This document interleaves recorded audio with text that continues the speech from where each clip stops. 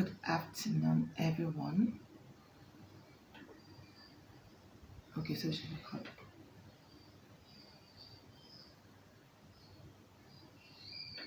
You can see low network connection. Move the network. Is that what is right? I said live, but low network connection. You can see. Just something to man, this is perfect. Record video. So you can click once already. Good afternoon, everyone. Happy Sunday to you all. How has your day been? And thank you once again for joining me on another episode of Finding Help with Special Needs. So it's episode 15, and the title for today's episode is I Hate Writing. Why? Well, like I always do, I like to talk briefly about what I discussed the previous week, and then we go into this week's topic.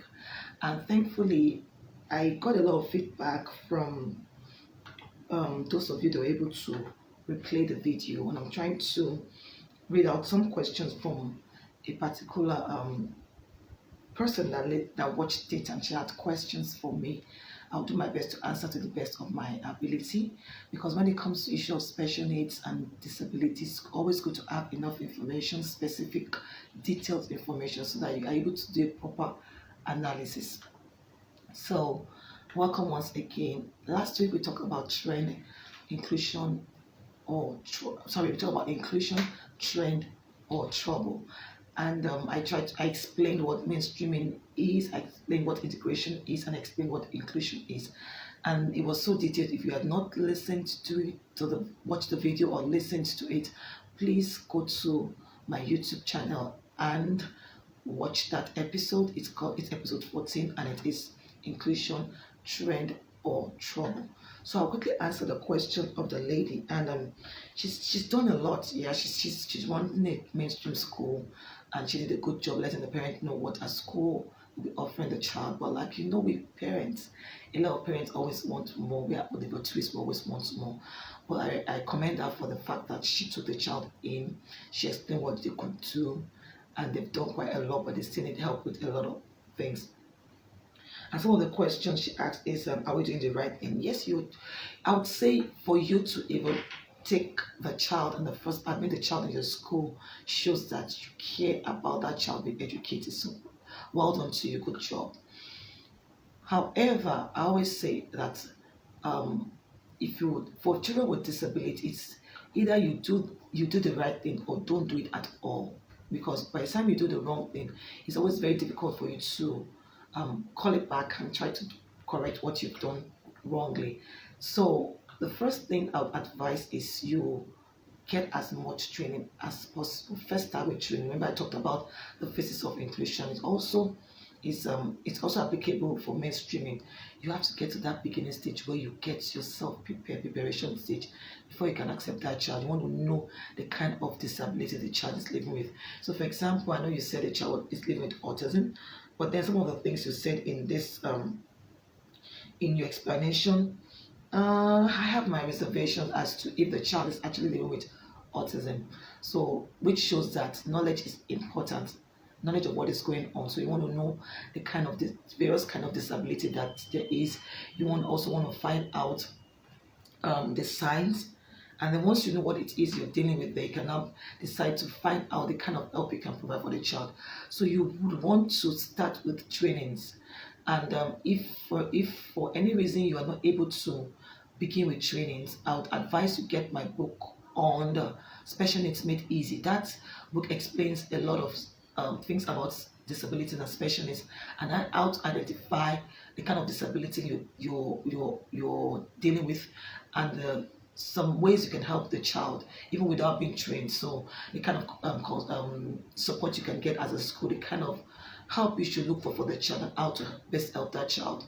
So if you might want to start with that, and then you could also reach out to me via email or leave me a message on Facebook on how you can get trained. You need to get trained. You have a good heart, you want to help, but you need a lot of information. You need to be empowered to help the child.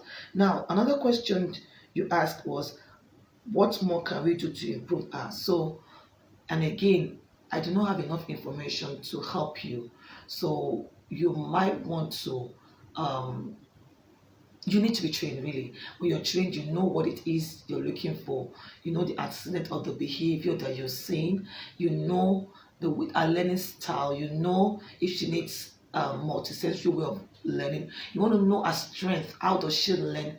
Do you need to break your task into smaller pieces? Does she learn by picture? Does she learn by visual? Does she learn by auditory? Is she a kinesthetic learner? Is she a tactile learner? You want to find out what it is. You want to find out her interests. Yes, you want to find out what are the things that will motivate her to learn. You want to create a schedule for her. So there are several things you can do to help her learn. You want to reward her effort for trying to make so when you ask her questions, whenever she answers you, you want to reward her, you want to celebrate her. Whenever she's not, what are the factors affecting her from preventing her from learning? You want to check the behavioral factor. Could it be that she's not fully motivated? Could it be that she's not able to, I don't know if she's speaking. Could it be that she's not speaking clearly? If she's not speaking clearly, what can you do? So we have to get enough information, and that's it goes back to you being trained and knowing the specific tool. Because before you can help somebody, you want to know what the problem is, you want to know where the issue is, and then you can be able to provide the best solution. And that goes for me. For me to be able to help you to find out what is going on with the child, or be able to know the best thing you can do to help the child to learn better, I need to have enough information. How does she learn? When does she learn? What time is break time for her? What are the things that motivate her? What are the things? Is it that you're giving her too much demand? Could it be that the task you're asking of her is too much? Then we can know the best way to help her.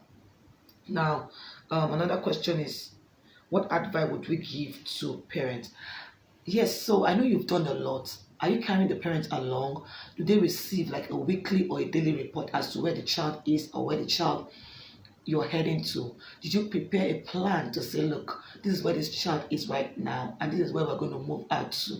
Even if it's a form of an informal assessment, and you know, you need to always have something to show, and you have to work closely with the parents. You need to let them know, so she can't do this right now. We're going to help her. So, for example, if she's not able to sit down for more than 5 minutes, you want to say, okay, our goal is that she'll sit for 2 minutes for the next 1 month, and then by the second month, she's going to sit for another 2 minutes, and then by another month. So you have to set goals, realistic goals that is smart. So when we say, is this a smart goal? Is it measurable? Is it achievable? Is it specific? Is it realistic? And is it time bound? So you want to do that, and you want to work together with the parents to be able to say that, look, we're on this level, and together with you also being involved, because there's one thing that with children with special needs and disability, you don't want to do it all alone. You're not a superstar. You want to work collaboratively with the parents so that whatever you're doing at home, they'll also continue. Whatever you're doing in school, they'll also continue at home. So, and then you measure together, you meet from time to time together, you plan for the child, because it's not all about you alone and the child, it's all about everyone working with the child. So I'd like to hear from you. Send me an inbox. So send me an inbox. Let's see if we can work together and see how we can help you move that child to the next level. But above all, you need to get trained. You need to understand what is going on. You need to understand the various aspects of special needs and the best way to provide support for the child. I hope I've been able to help in answering that question. So keep the questions coming in as we go on today. So today we're talking about I hate writing. Why? Now, if we, as educators, as parents, and anyone in the field of education, when we talk about writing, it could be handwriting and also be essays, so composition. But today I'm talking about handwriting. So you see, like I wrote in the posts for this particular episode 15, I said some parents have spoken to me, or I hear people say, my child is super smart, is quite smart, but then it doesn't want to write, it doesn't enjoy writing. And then we are wondering what's going on. Could it be that the child is lazy? Could it be that the child is just being difficult? Could it be a behavioral problem? Could it be something that is going on? So today I would like to talk about that, and then look at what is going on with the child generally, and try to explain some things we can do to help these children move from not writing or not wanting to write to writing, and find augmentative way to help them write, and also find ways to accommodate them in our classroom. So I want to start with the fact that when a child is not writing, it could be due to different factors. Some children with ADHD, because of the issue of inattention or hyperactivity, it's very difficult for them to connect what's going on with what the graphic memory of what they have in their brain to transfer into the to ability to write out. So sometimes children with ADHD might have issues with writing. Some children also with autism, so we have children with high functioning autism would do everything, but writing is a big issue for them. And then we also have some children, some children with cerebral palsy also, because it has to do with fine motor skills issue for them. They find it difficult to write. Some children with developmental coordination disorder, that's DCD, also have issues with handwriting. And basically, we all know that the way the brain functions is that it controls every aspect of a human being. So your ability to talk, to understand, to run, to walk, to speak. Everything we do is controlled by different aspects of the brain. So when you have a child that is smart and it does not like writing, the child is not being lazy. It simply means that there's a coordination, there's a part of the brain that is not helping sending the right, or it could be sending, but the coordination between the brain and the motor that involves writing, the movement of writing is affected. So you want to also be able to find out what is going on with that aspect of the child's writing. So will I would want to I want to first explain what is going on in that aspect. So that when it comes to writing, there's something called gross motor movement and fine motor movement. So everything that has to do with the hand movement has to do with the fine motor movement. So ability to pick up your pencil or your pen, have a tripod grip, and be able to write is what is going on with that. And all of this has to do with something that's the way the brain gives you the information to be able to hold your pencil and to be able to write. So for the kind of category of disability I've talked about right now, it simply means that something is going on with these children. And before we can say this is what is going on, you want to be able to identify what it is. Could it be that the child is not holding the pencil well? Could it be that the child has a poor grip on the pencil? Could it be that the child is not writing firmly on the paper that is using to write? And I put a few things down today so that we can understand what is going on, to help you understand what is going on. So when you want to talk about writing, handwriting, there's several process going on with handwriting. So you want to be able to see that the child is spacing. No, is able to shape the letters appropriately or the numbers appropriately. So stroke down and the big curve to the front is letter B. Stroke down and then you curve forward. Backward is letter D. Don't the child understand that?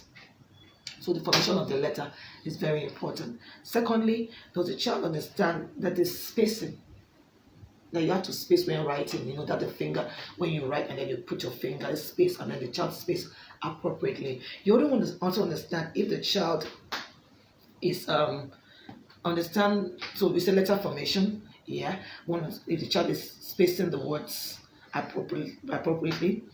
We want to see the child is having the right sizing of the letter. So some children write a letter will be bigger than the other and they're writing the word. So the word, some letters will be bigger than the other in the writing. You want to also see the child is holding and control the pencil very well. So you want to check that out.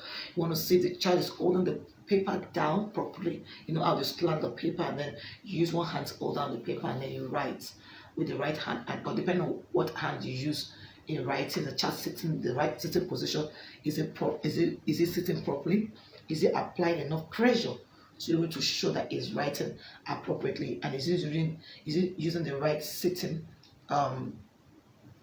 posture to write? So when you check all of these things, it helps you identify where the issue is. Remember I said that several things could cause why the child is not writing. Autism could be a factor. Developmental coordination disorder could be a reason why the child is not writing. Cerebral palsy could be the reason why the child is not writing. ADHD could be the reason why the child is not writing. But before you can determine that, you need to understand what ADHD is, what autism is, what DCD is, that developmental coordination disorder, is want to understand what cerebral palsy is. But when you do that, when you find out what all of those are, what the signs are, and how the way it exhibits itself, you realize that these are not the causes of the inability to write, or the child not wanting to write, and the child is not being lazy. I tell you, the only reason why your child might not be able to write apart from that is that maybe because of the age. So a 2-year-old, a 3-year-old may not have a proper tripod grip, may not be able to hold the pencil well, may not be able to write with the right proportion of spacing or letter formation, or um, holding the pencil in the right way, controlling the pencil. So the beginner stage of writing is there. We have that challenge. But when a child is 6, 7, 8, 9, and above, and the child is having challenges with, there's something, is a fundamental thing, but it doesn't mean that that is a cause. What happens is that because it's a coordination issue, it's a movement issue, it could be an issue with the cross motor, which is a large muscle movement, or the fine motor, which is a smaller muscle movement, and that has to do with gripping, picking, moving of the wrists and the hands, and that's always the issue. So when those are the issues, you want to find out where exactly is the problem. Once you know where exactly the problem is, then you can begin to provide solution for the child. Earlier on, as I talked about the Asperger syndrome, where a child is high functioning and is super smart. It can do every other thing. The only thing that it just wouldn't write, or is not able to write. And like I said earlier on, it's what is happening, the way the brain is transferring the message to, is it the brain and hand coordination that is poor. And if that is going on, you need to now determine where exactly is the issue. Is it the grip issue? Is it the pressure? Is it the formation? What is the issue? When you find out what that is, then you begin to provide solution or provide help for the child, support for the child, based on what you've noticed that is going on. Now, when you find out what it is, then I need to tell you this, it doesn't happen in a day. So you could say, oh, I've been doing all I can, and the child is not improving. Well, I have my reservations when people say that. How long have you been trying? There was an exercise that we had as one of our trainings, and we were all asked. So we were asked, if you write with your right hand, I want you to use your left hand to do this exercise, and I want us to try that also. So if you're writing if your right hand person naturally, I want you to pick a pencil with your left hand and try to write your name, your surname, and your best food. And then also, if you are a left-handed person, I want you to pick your pencil with your right hand and try to do the same thing, your name, your surname, and your best food. You find out that you struggle because naturally the way your brain is being configured is that you send signal to that right part of your hand, and then you write freely. And then if you're doing that with your right and you get frustrated, you feel your handwriting is all right, your pressure on the pencil too wouldn't be as fine as your dominant natural way of writing. So that's one way to understand what is going on with this individual. But if you keep practicing, it could take you a year, 2 years, because some of us, our handwriting, when we started writing, we didn't even know which hand. And when we said to people, oh, don't correct a child for whatever, to let him choose whatever hand he wants you to write. Imagine that child growing to 6, 7, 8, 10, 15, 20 years, 40 years. The handwriting will get better, the handwriting will be nicer. So it takes a lot of time. When you say, well, I've done so much for that child, it takes a lot of time. First, you want to be specific. What is going on? What is the cause? Is it autism? Is it Down? Where is the issue? Could it be because it's autism? Could it be because it's ADHD? Is it an issue of inattention? Is it an issue that is a gross motor or fine motor issue? Because autism comes with, it has its own challenges with fine and gross motor issue. Of course, CP also has that. Cerebral palsy has that. Developmental coordination disorder also has that. And ADHD, like I said, also has that. So there's several things that could be going on with that child. We will not say writing is a cause of the disability, and neither would we say the disability is a cause, but you need to find out exactly what is going on. I don't know if I'm making sense now. So also, every child that has autism would not write. No. The way a child with autism exhibits the behavior in writing is not the same way another child will exhibit that.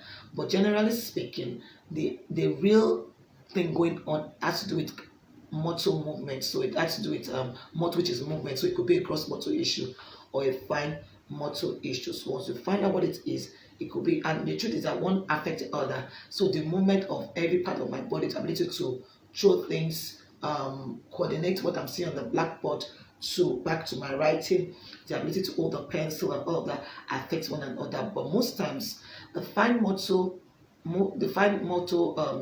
ability or skills or the control usually is what affects the writing. So if it's autism, generally, yes, there's an issue with fine motor skills. You now want to find out exactly what is going on, and that's where you cannot begin to provide solution. But it's not enough to say, okay, I'm going to have the child have the pen grip or have the child pick tiny things, objects from the and then sort out maybe pens, rice, and all of those activities. And the truth is that once you find out what is going on, you can easily go on Google and look for activities to help strengthen those motor skills if you are not an occupational therapist. And because most of them don't have enough professionals in this part of the world, we tend to do things ourselves. But it's not okay to just do things yourself. It's okay to do things with the right information and the right knowledge. And that's why we have this. I decided to come up with finding up with special needs. What ways can you help a child while you're waiting for a professional, and why? And we also helped. I also try to help you find out the best way to focus in the right direction so that you can know the best way to provide help for that child living with whatever challenge the child is living with. So I've said to you the different kind of disability where we find the issue of handwriting, most times had to do with the control or coordination of the large and fine motor muscles. So once you find that, and most times when it comes to write, it has to do with the coordination of the fine motor muscles. And like I said, the way the brain controls every part of what we do. So there's something going on with that, sending information from that part of the brain to the hand and the muscles that control the movement and the write and the grip. And like I said to you, there are different specific areas of handwriting. You need to find out where the challenge is, and you come up with different exercise and different styles or ways to help the child. And the best way to do that is so for example, if it's about the child being able to exert enough pressure on the paper, all you have to do is just go on Google how to help a child with handwriting, or go on Google and say something like a child with not enough pressure when it comes to writing, and several ideas will come up. Try those ideas. But most times we feel that we're not doing enough, or we're not seeing change because we don't keep record of where we are and what we're doing before. So data is very important. Keep a record of where you are at that moment, and then keep practicing over and over and over again, and ensure that you check to restrict. You want to retrace your step. You want to do like a form of progress monitoring on yourself and the child. What am I doing well? What am I not doing well? How is the child doing it? And you need to also find out the right way to form letters, and so all of those aspects of handwriting, letter formation, the enough spacing, the pressure you put on the writing, the sitting, how's the child sitting, the sitting position, and all of those, the way the child slope and slant the letters are very important. So when you do that, you now want to check what aspect is affecting the child. Is it the grip? Is it the muscle tone? Is it too slow? If it's too slow, what can I do? Occupational therapists are very helpful when it comes to this, and physical therapists, because what the occupational therapist is, it means that occupation, like your daily living skills, ability to run, to jump, to clap, to do every other things, and to sit, and all of this is what occupational therapy help you with. And what the difference is that the physical therapist focus more on that particular thing. So for example, I have a child who has an issue with handwriting. What the physical therapist does is they focus more on the different ways to help the child and to move the child to the next level. So if you don't have that yet, you want to find out where, okay, there's a way it holds his pencil, there's no tripod grip. So how do I ensure that the child has tripod grip? I always recommend the pencil, the clipping, because when you want to hold the clip, you hold it such a way that your pressure is on the upper part and the lower part does that. And that same thing goes for pencil. This is what the tripod grip looks like. So this act exercise that does this and then this, and then the way the child places his hand on the pencil and then the pressure. But you want to do that, they call it discrete trial teaching. It has to be systematic, it has to be direct teaching, it has to be, you have to change bit by bit, and you must keep record. You have to do it over and over and over again, and above all, you must always praise the child for the things he's doing right, and you must have an agreement with the child. Speak with the child, let him understand the essence of writing, and then you do that. And there are some kids that, even with all of that you've done, their writing might not be as fantastic as how you want it to be, and that's where the issue of accommodation come in. Like I gave you the exercise of using your left hand to write as a natural right hand writing person. Imagine if everybody in your class is using the right hand to write, and you also use the right hand, but you're told to use the left hand, and you're given the same time. So, for example, you're given a task of 30 minutes and you are told to use your left hand. Even if you know the answer, you'll be slower. And if your teacher mark you based on your ability to write on the time frame given, even if you know the answer, you're not given alternative means to maybe expect, probably use your right hand that you know how to write or say the answer, you won't do well as much as those that can write faster than you. So for we as teachers, as parents, as school owners, let's consider the fact that it's the way the brain functions. So as you are helping that child, it's a two-way thing. You're helping the child to practice to write appropriately. It may take you a month, it may take you 2 months, it may take you a year, but consistency is very important. Getting the right knowledge on how to help the child, understanding the children, understanding how the brain works will go a long way in you now be empathetic with the child, giving the child extra time, it's an accommodation, giving the child extra time to do what it has to do. You're not marking the child down because you cannot read this child handwriting. Even the child is already frustrated in the sense that if he's not able to write appropriately, sometimes he might not even be able to read what is written. So even if he goes back to read, preparing for an assessment or an examination, the child might not, because the child was not able to read what he was writing, he may not even do well. Or even if he knows, and because you are not taking your time to observe what the child is writing. So if I were the classroom teacher of that child and the handwriting is not going well, am I seeing the face of helping the child to improve the writing skills? I might want to sit down near the child when he's writing to be able to understand what he's writing. Or when I'm marking the child's work, I might just call the child, what is this you're trying to write there? What is that you're trying to write there? And it's not cheating because I'm not asking the child to tell me the answer. I want the child to just tell me what he wrote. So that's accommodation. So as you're trying to help the child to improve on his writing skills, you want to accommodate the child. So these are some ways you can help the child, provide accommodation for the child. And it's okay for the child to type. So if the child is not making as much progress as you want and you hope to see, it's okay for the child to type.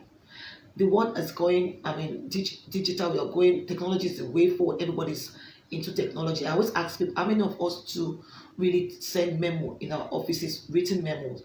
Most of the time it's emails we send. All of us have our phones that we type on and all of that. So why can't we start now? I know it's, and I'm not saying that we shouldn't train the children on how to write, but let it not be our focus. Let it not be that what will mark the child or what will discourage the child.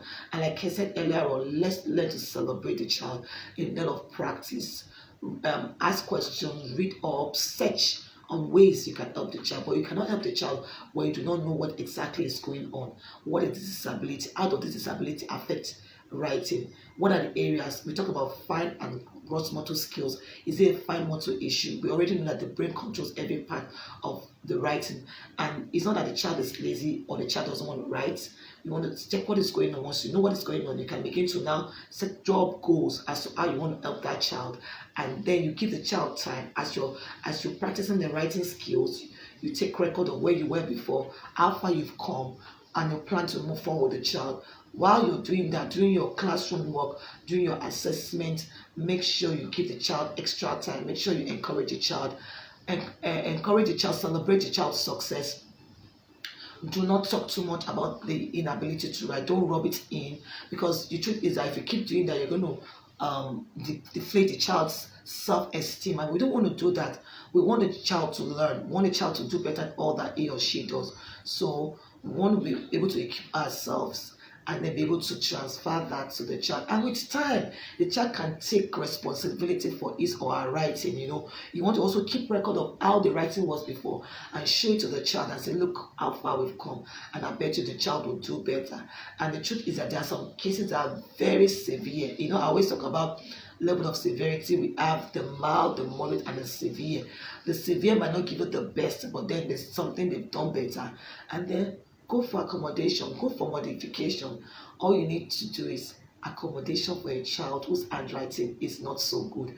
And then Google will give you ideas on how to help that child.